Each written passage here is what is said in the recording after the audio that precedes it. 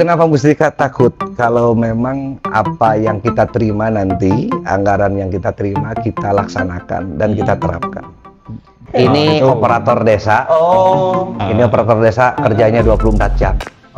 Kergering ku kades di telepon ya, Pak ya. Karena setiap desa itu, Pak Amang Eko, ujung tombaknya adalah operator. Buangan kasih pemerintahan. Nah, beliau nih yang ngurus KTP, orang pindah. Nah, ini namanya Pak Agus Dedi. Sini Pak Kaur. Hadir Pak Kaur. Ini Pak, ya ini kasih Kesra. Ini ruangan sekdes ini. Assalamualaikum. Ini ruangan sekdes. Nah, kami dengan Pak Kades juga kita sepakat. Jadi bukan oleh Superman, tapi oleh super tim. Nyusun sebuah anggaran itu dari bawah. Makanya RT setiap musdus harus sudah hadir.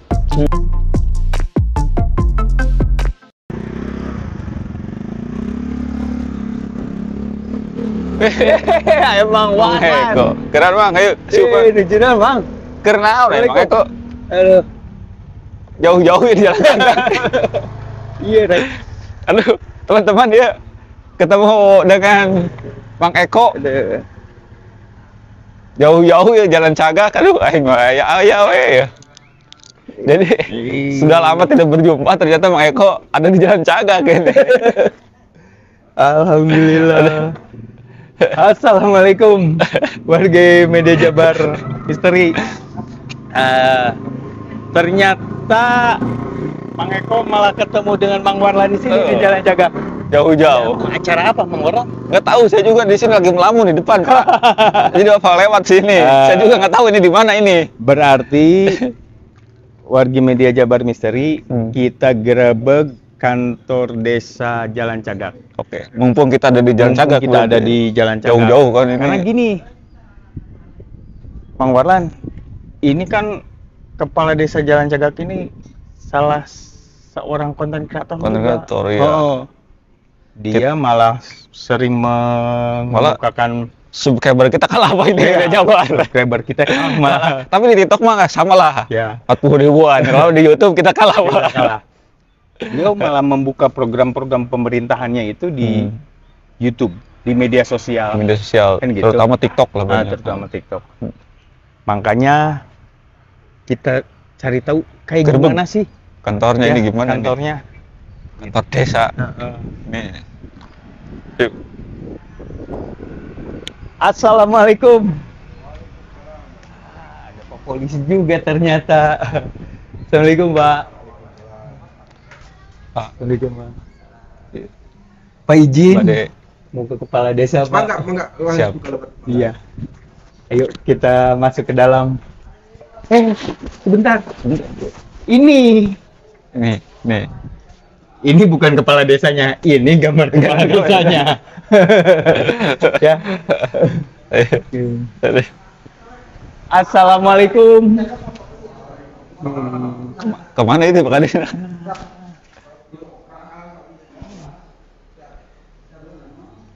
Ini bukan stafnya nih teman-teman.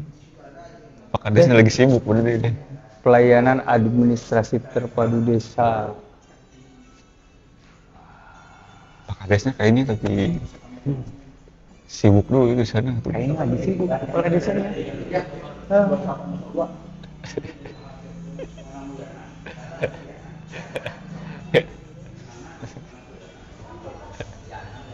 Ini kita sambil nunggu di sini aja dulu, Pak. Nah, sambil nunggu. Sambil duduk dulu. Warga media Jabar. Ternyata tadi yang duduk di sini itu adalah tamu. Jadi bukan pegawai desa. Bukan pegawai desa. Kita akan langsung ke ruangan kepala desa karena beliau tadi sudah mengizinkan kami untuk ke sana. Ya, ayo ikutin terus. Ruangannya ada di sana, nyempil. Ruangannya ada di sebelah sana. Nah, ini ada dapur, Pak. Bentar. Pak. Sini teman-teman. Kita komplit ternyata. Selain dapur ada musola juga. Mau kita Pak Ya. kesini. Assalamualaikum. Waalaikumsalam. Waalaikumsalam warahmatullahi.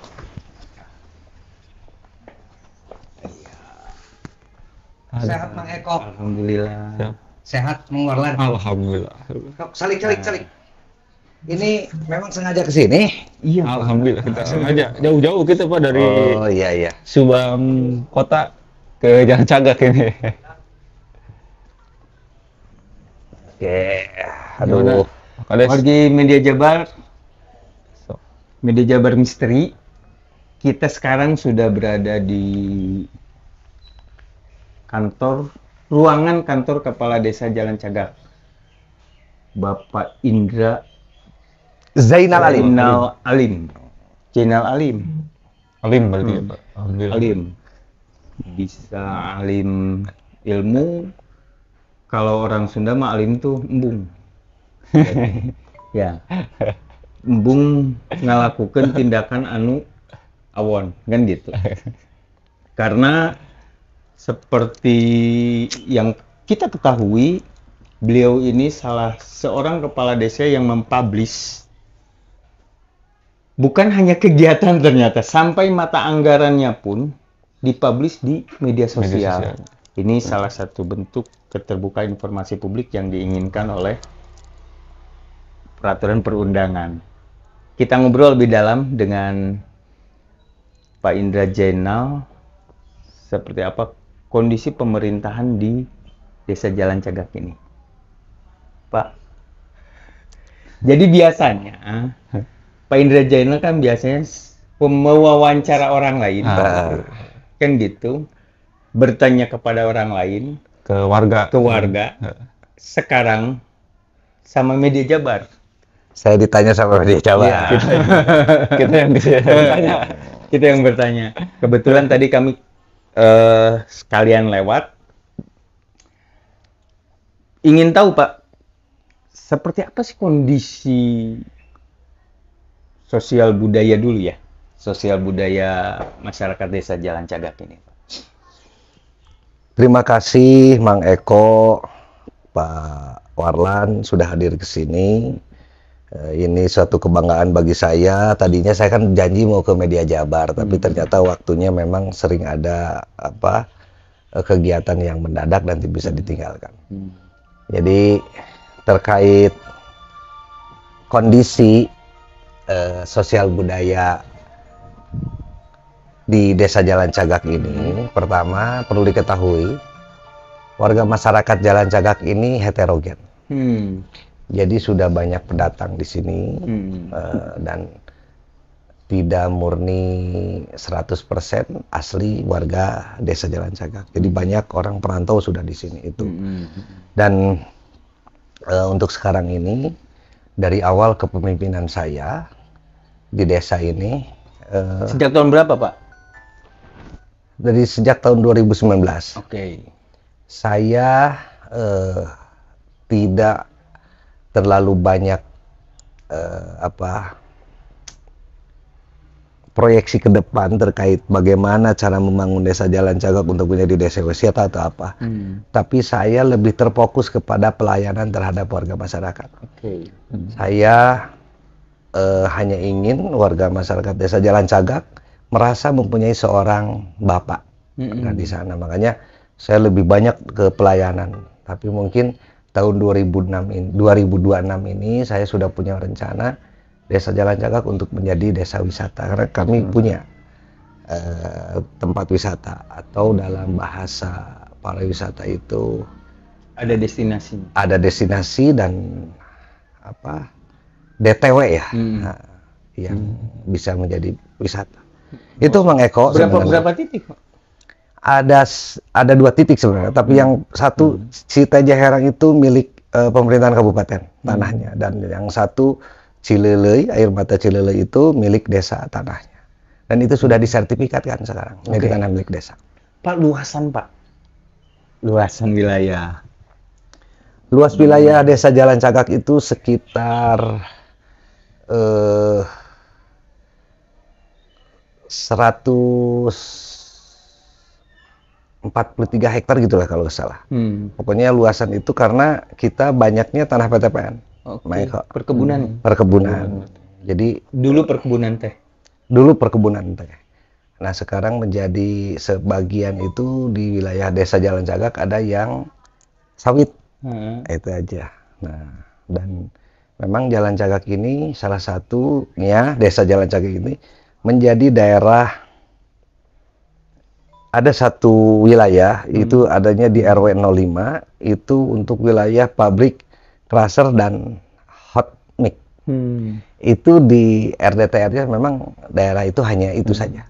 Selain itu Jalan Cagak zona yang lain tidak bisa lagi. Itu. Oke, Pak. Kalau kita amati beberapa konten Pak Kades ini membuka tentang mata anggaran ya. Maksudnya ini untuk apa sih, Pak? Saya tidak bermaksud apa-apa ya. Tapi yang jelas warga masyarakat Desa Jalan Cagak harus tahu berapa anggaran yang masuk ke desa. Kenapa saya tidak lakukan dari 2019? Saya sudah lakukan. Itu hanya sebatas di pang-pang saja. Tapi karena tidak warga semua ada keperluan ke desa kan. Kemudian saya pang-pang di tiap RW waktu itu. Tapi karena merasa belum puas dan untuk menghilangkan suuzon, ya, prasangka buruk bukan dari warga tapi dari luar, warga pun ingin tahu kan sebesar apa sih dana yang masuk ke desa itu, apa saja sih, agar mereka tahu bahwa anggaran yang masuk itu ini untuk ini, untuk ini, untuk ini. Saya jelaskan. Saya tidak bermaksud bahwa cari panggung atau apa, tapi yang jelas itu hanya semata-mata saya mempublikasikan agar khususnya warga Desa Jalan Cagak tahu dan mereka bisa mengawasi. Itu saja sebenarnya. Pak enggak takut ya, Bang? Kan yang kami pahami bukan berarti kami suuzon atau saya suuzon terhadap kepala desa, enggak gitu kan. Cuman ada beberapa kepala desa yang kadang-kala jangankan mau dipublish, ditanya warganya saja tentang anggarannya, Bang ya. Kabur biasanya. Kabur. Nah, gitu. Tapi Pak Indra dengan gampangnya, dengan mudahnya gitu kan mempublish itu gitu. Nggak takut ada apa-apanya. Kenapa mesti takut? Kalau memang apa yang kita terima nanti, anggaran yang kita terima, kita laksanakan dan kita terapkan. Yang harus takut itu ya ketika kita nerima anggaran tidak diterapkan, gitu. Jadi ketakutan itu bisa hilang ketika kita memang betul-betul melaksanakan apa yang menjadi amanah. Dan itu uang negara. Negara mempercayakan kepada kita, dan saya juga berharap ketika nanti saya mempublish ini, rekan-rekan Kades yang lain bisa mempublish juga. Apa? Ini dampaknya akan lebih besar nanti ke depan. Dampak lebih besar ke depan itu ketika nanti desa dipercaya.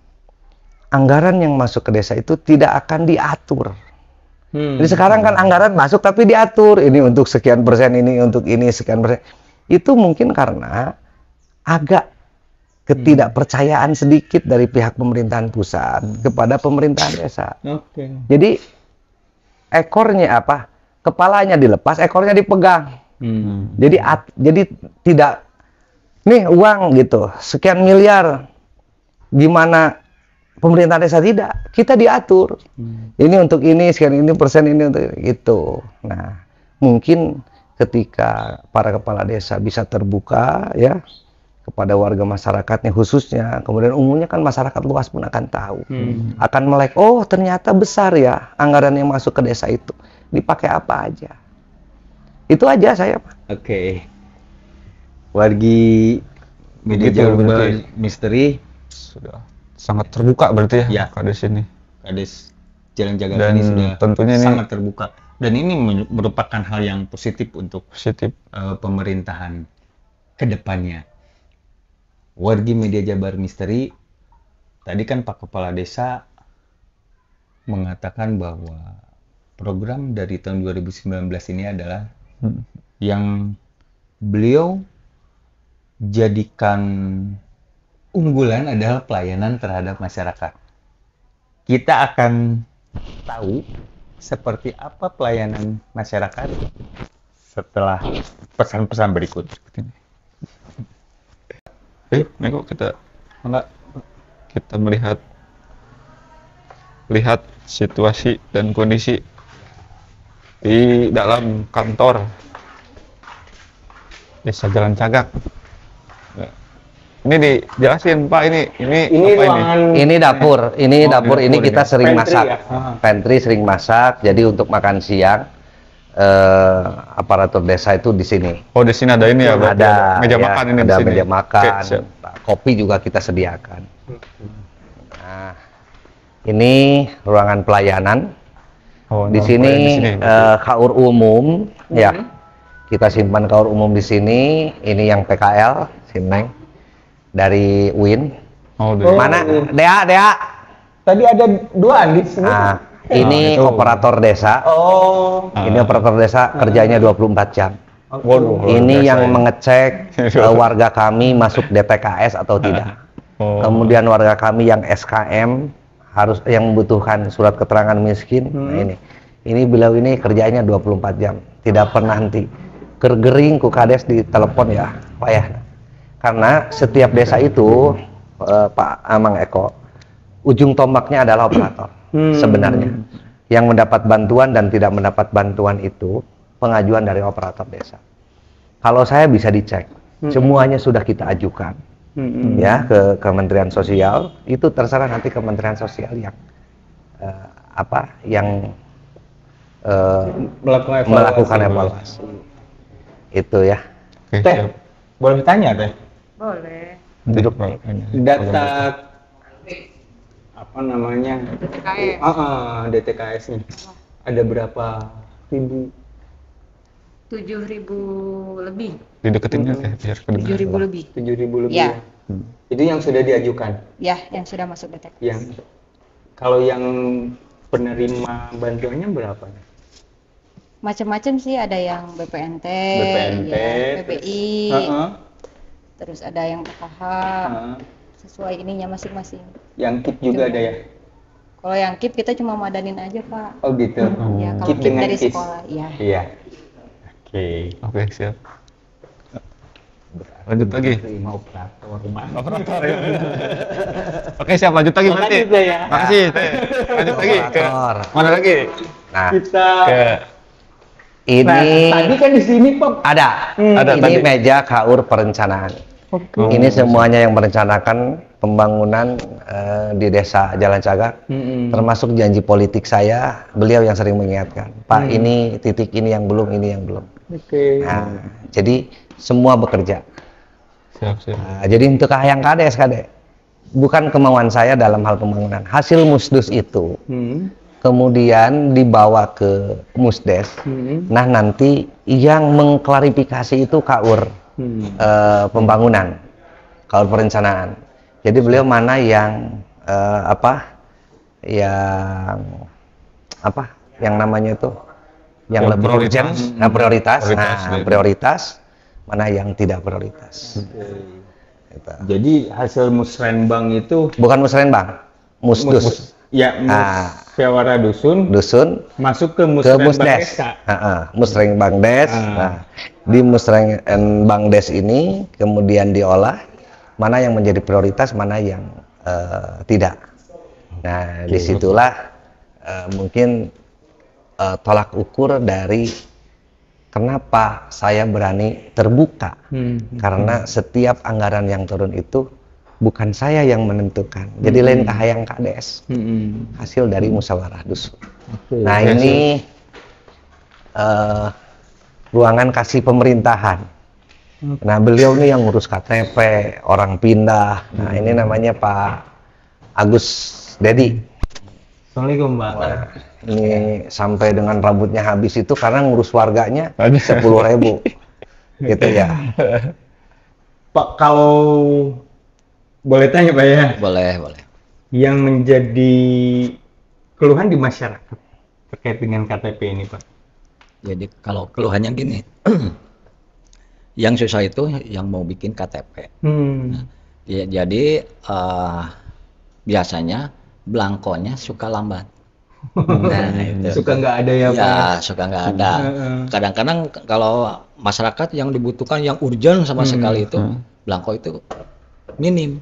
Oke.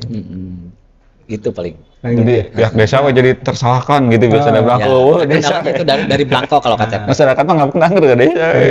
Pak, kalau data Kakak desa. kependudukan kan biasanya yang menjadi persoalan pada saat pemilihan itu kan data kependudukan, Pak. Iya, Nah, menjadi persoalan tidak di sini, Pak?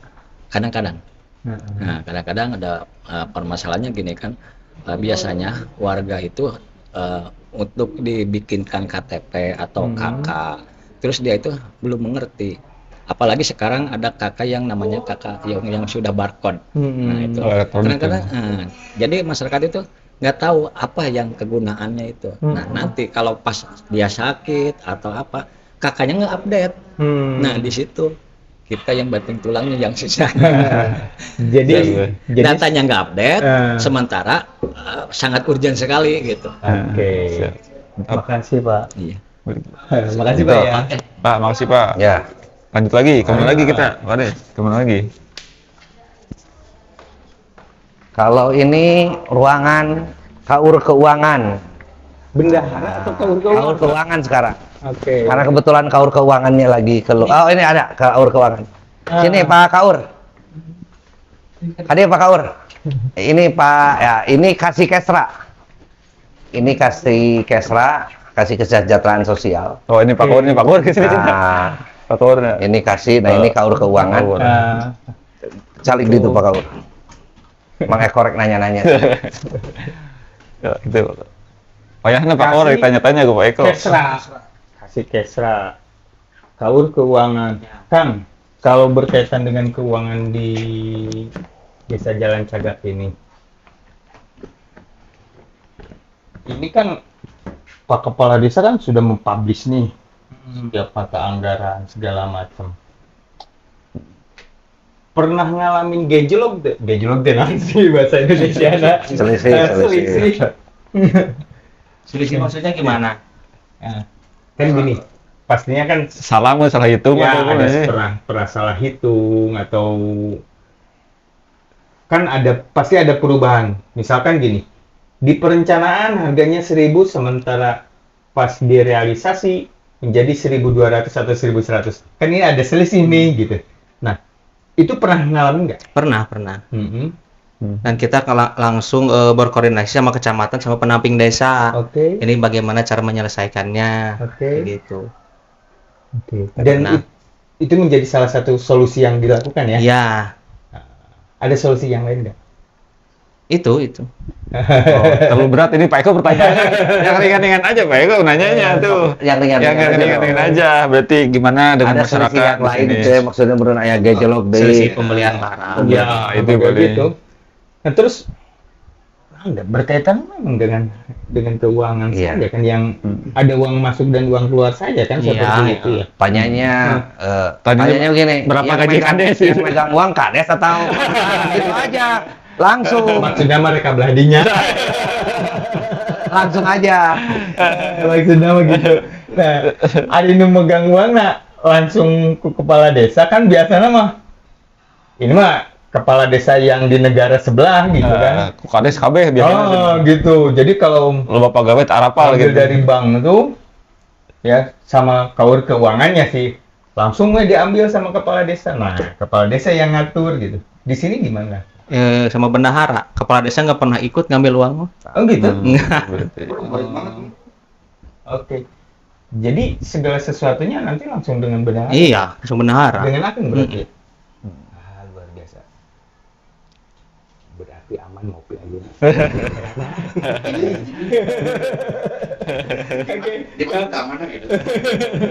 Nah, kita tanya dengan kasih Kesra. Nah, ini berurusan dengan kesejahteraan rakyat. Rakyat. Misalnya Kalau jalan miskin di Subang, di Jalan Cagak. Jalan Cagak. Warga miskin gimana? Di Jalan Cagak belum ada kan gitu. Banyak adalah. Ya banyak sih yang tidak mampu, kebanyakan yang tidak mampu, kebanyakan yang janda-janda tua gitu. Nah, Sekarang jadi tua. perekonomiannya kan sekarang lagi masyarakat lagi menurun gitu. Pastilah kita dibantu gitu. Data apa Kang? Data jumlah angka warga miskin Nukaros gitu. Datanya emang ada. Ada ya? Ada. Kita punya data miskin, anak yatim, yatim piatu ada kita punya. Semua dari 33 RT kita punya. Setiap RT pasti ada. Kang, kriteria yang paling miskin di Jalan Cagak di mana sih? Ya, pertama lihat kondisi rumahnya. Nah, terus lihat kondisi perekonomiannya. Dia itu kerja apa enggak gitu. Terus di sana kita lihat juga posisi apakah dia udah tua atau masih muda gitu. Kebanyakan kita yang miskin itu yang udah tua-tua gitu kebanyakannya. Solusi untuk pengentasan kemiskinan. Ya solusinya kan dari pemerintah juga ada bantuan gitu.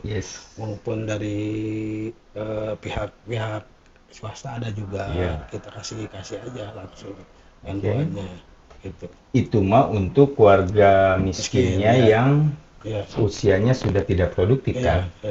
Kalau warga miskinnya yang produktif, ada solusi nggak Kang? Solusinya paling cari lapangan pekerjaan yang lain Pak.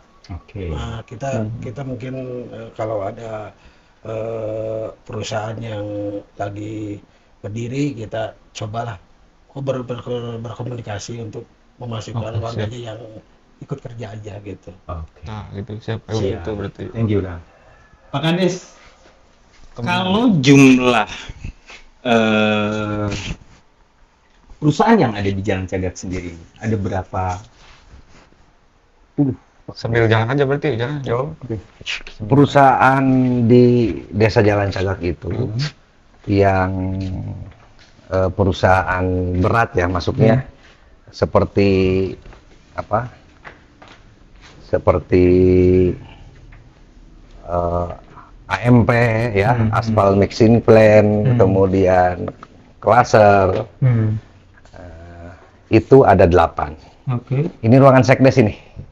Assalamualaikum. Ruangan sekdes. Nah, jadi ya ada 8. Ada 8 perusahaan. Kemudian ditambah beberapa toko modern. Toko modern itu ada 5 toko modern, Alfamart, Indomaret, ditambah toko modern yang agak besar, Tokma. Tambah lagi SPBU. Ya. Jadi ada beberapa perusahaan di Jalan Cagak dan memang kebetulan sudah menerima hampir 80% warga desa Jalan Cagak. Nah, terkait Indomaret dan Alfa ini karena kan sistemnya rolling ya, dipindah. Iya. Jadi ada yang bukan warga kami yang di sini, warga kami yang di luar. Jadi itulah sekarang ini yang menjadi kendala adalah Tokma. Tokma itu sampai sudah 3 tahun semenjak COVID tidak pernah menerima penerimaan pegawai baru. Mereka hanya sistem kontrak 1 bulan. Oh gitu? Iya, nah ini saya sampaikan di media Jabar ini biar tersampaikan. Jadi kami desa pun merasa keberatan dengan sistem Tokma yang seperti itu. Jadi tidak ada pegawai tetap. Akhirnya sulit lah kok warga kami untuk bekerja di sana. Oke Pak, dengan jumlah angkatan kerja yang ada sekarang ini dibandingkan dengan lapangan kerja yang ada, mampu tidak menampung jumlah lapangan kerja yang sekarang ini? Sebentar lagi nih anak-anak keluar sekolah SMK ya, SMA ya Pak ya? Tidak, sangat jauh. Jadi lapangan pekerjaan dengan usia kerja yang keluar gitu nggak bisa. Justru itu kami sekarang berharap pada tahun 2026 itu nanti kesiapan SDM yang ada di Desa Jalan Cagak terkait desa wisata itu. Nah, saya kemarin sudah bertemu dengan Ibu Kadis, ingin mengisi form bahwa Jalan Cagak menjadi desa wisata. Nah itu kami akan buka di sana siapa tahu membuka lapangan pekerjaan yang lebih luas seperti tukang dagang. Kalau sudah datang yang ya orang yang wisata itu kan wisatawan nambah gitu mah Eko ceritanya. Oke. Wargi Media Jabar Misteri, kita kan ini di ruangan sekretaris desa ya. Punten Pak, sana iya kan. Mari tadi itu nyambung obrolan gitu. Nah, jadi otak organisasi itu berada di sekretaris. Kan gitu Pak. Terus maju mundurna organisasi menjadi salah satunya menjadi tanggung jawab sekretaris. Kan gitu Pak. Nah, begitupun dengan di Desa Jalan Cagak ini. Hasil kan tadi Pak Kepala Desa berbicara bahwa hasil musdes langsung dibawa ke dari musdes ke musdes kan gitu. Nah, itu Pak secara administrasi pernah mendapatkan kendala apa saja sih Pak supaya bisa menjadi sebuah mata anggaran yang bisa direalisasi? Sebetulnya kita berbicara ke arah dulu ya, ke awal. Jadi saya juga merasa tidak sebegitunya bahwa Sekdes adalah sebagai motor penggerak roda organisasi. Tidak, karena kami dengan Pak Kades juga kita sepakat. Jadi bukan oleh Superman, tapi oleh super team. Nah, kita akan menciptakan sebuah tim itu. Jadi kita akan super team. Bagaimana kita akan mendorong program yang diluncurkan oleh Pak Kades. Akhirnya 2019 itu ada yang dikenal dengan juara, kemudian juga dengan programnya Jalan Cagak Hejo Hegar Enak Jejo. Itu kalau tidak semua tim itu kita tidak bisa berjalan. Nah, kalaupun tuh ada asumsi bahwa Sekdes adalah tulang punggungnya dalam sisi keadministrasian. Kalau saya kan sifatnya verifikator. Kalau untuk masalah anggaran gitu. Nah, makanya kita sempat ngobrol dengan BPD, dengan unsur lembaga bahwa kita harus turun gunung. Artinya kita musdus. Kalau dulu era 2010 ke bawah lah, itu ada yang dikatakan RWT, Rembug Warga Tahunan. Nah, Rembug Warga Tahunan itu waktu zaman PNPM. Nah, ternyata kita aplikasikan. Kita duplikasi ke 2019 sekarang itu menjadi musdus, musyawarah dusun, kemudian juga nanti ke bawahnya ada musyawarah RW, juga ada musyawarah RT. Nah, itulah yang menjadi cikal bakal dibuatnya globalisasinya sebuah APBDes. Sebuah APBDes. Oke. Itu Bentar, ada gangguan. Sebuah APBD, jadi artinya tidak semata-mata itu kebijakan dari BPD, kebijakan dari LPM maupun dari kebijakan eksekutor, yaitu Pak Kades. Tidak, kita menyusun sebuah anggaran itu dari bawah. Makanya RT setiap musdus harus sudah hadir. RT harus wajib hadir di musdes. RT harus wajib hadir di musrenbang. Nah, karena ranahnya kita bagi dua. Kalau musdes itu ranahnya BPD. Kalau musrenbang baru ranah kita di pemerintahan. Untuk memilah, ini skala prioritas dan ini belum menjadi skala prioritas. Kan verifikatornya di Bapak. Melihatnya dari sisi mana Pak? Kita verifikasi ke lapangan. Kita punya TPK, yaitu tim pelaksana kegiatan dan juga tim pengelola kegiatan, itu kan harus sinkron. Cek Pak Kades, wah tinggal ya misalkan TPT memenuhi syarat nggak? Kan gitu. Oh, misalkan kita cek, oh ternyata dari hasil kita survei di lapangan ada yang emergensi, termasuk Pesmayer. Pesmayer kan kita tidak bisa direncanakan. Contoh tadinya kita akan membangun jalan, ternyata pas begitu mau dibangun jalan ternyata ada yang lebih emergensi. Contoh ada sebuah TPT yang memang berdekatan dengan warga. Apa kita mau mengorbankan warga atau kita akan memperjuangkan program? Ya, jadi ini juga tidak semata-mata berdasarkan keputusan Pak Kades. Kita rembuk dulu. Ada LPM-nya di sana, ada BPD-nya, kemudian ada pemerintah lingkungan, pengurus lingkungan, RT RW, Kadus. Nah, kemudian kita rembukan. Kita sepahami bersama dalam sebuah berita acara tentang CCO lah, kasar nama gitu ya. Jadi pemindahan lokasi dan jenis kegiatan dikarenakan ada sesuatu yang memang sangat darurat, emergensi sifatnya, karena kita menyangkut dengan kepentingan masyarakat. Saya tidak bisa memaksakan CKD segera kudu di dia, nggak bisa. Akhirnya Pak Kades misalkan cuma ngebelaan segelintir orang, Iya. atau misalkan untuk kepentingan aktivitas, pemangku kepentingan, contoh misalkan akses jalan. Tapi ternyata ada sebagian yang emang harus sangat diperhatikan. Makanya kita urut prioritas pertama sampai selanjutnya. Dan itu juga nanti kita disiklatkan dengan keadaan. Karena di Desa Jalan Cagak terus terang bukan menjadi desa rawan bencana, tapi kita harus mengantisipasi. Karena ada bukit-bukit di kita. Oke, Gitu. jadi wargi media Jabar Misteri ternyata memang kolaboratif. Bekerja itu yang paling paten itu adalah bekerja support team, bukan Superman. Jadi karena kameramennya sudah pegelen, kita kembali lagi setelah pesan berikut.